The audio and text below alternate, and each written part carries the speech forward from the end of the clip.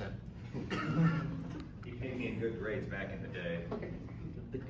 So this presentation is on King Edward VII, the son of Queen Victoria. There he is later in his life, and the second I submitted this, I wanted to change the title. I wasn't very happy with it. I wanted to change it to Edward the Peacemaker, because this man at his core, I think you'll see, was a diplomat, somebody who strove to keep the peace, a person who worked very hard to keep his nephew Kaiser Wilhelm under control. And I think if I can't change your mind that World War I might have been avoided, at least I hope you might be able to see that this guy stalled it for a while, maybe a decade, maybe a little more.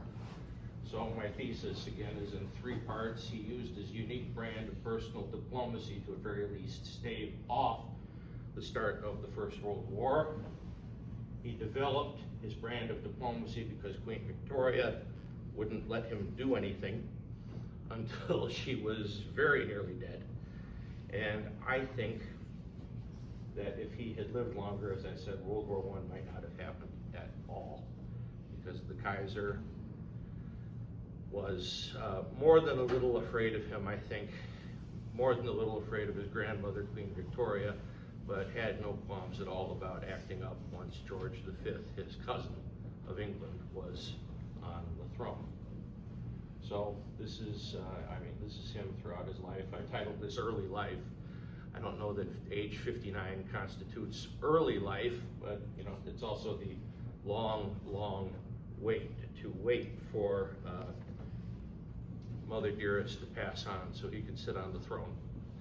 And just to anticipate a question later, King Charles III beat Edward VII out in holding the position of Prince of Wales and heir apparent to the throne.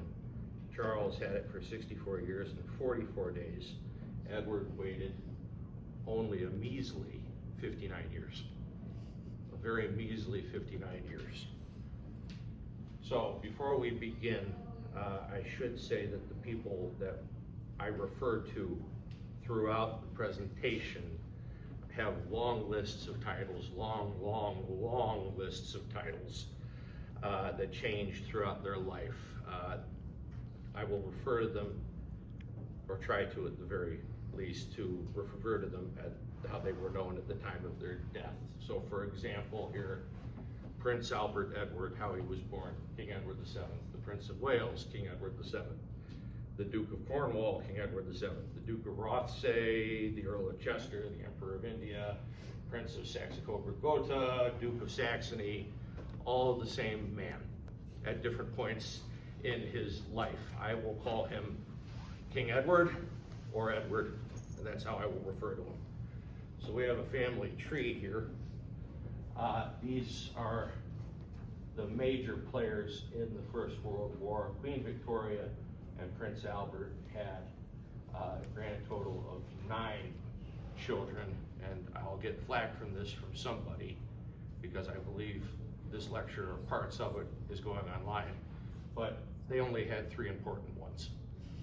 King Edward VII, Victoria, the Empress Frederick, and Princess Alice, the Grand Duchess Consort of Hesse and by Rhine.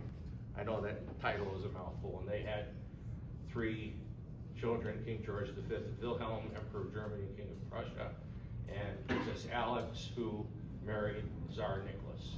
Nicholas and George and Wilhelm, they were all cousins through the maternal line on this side, since it was his mother. Now, Edward was born November 9th, 1841, not all that long ago, really, in the grand scheme of things, at Buckingham Palace. And he was heir to Queen Victoria immediately, since he was male.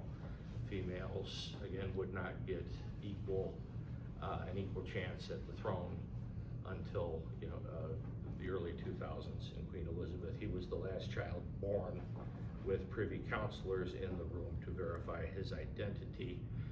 And that's something that stretches back to the late 17th century,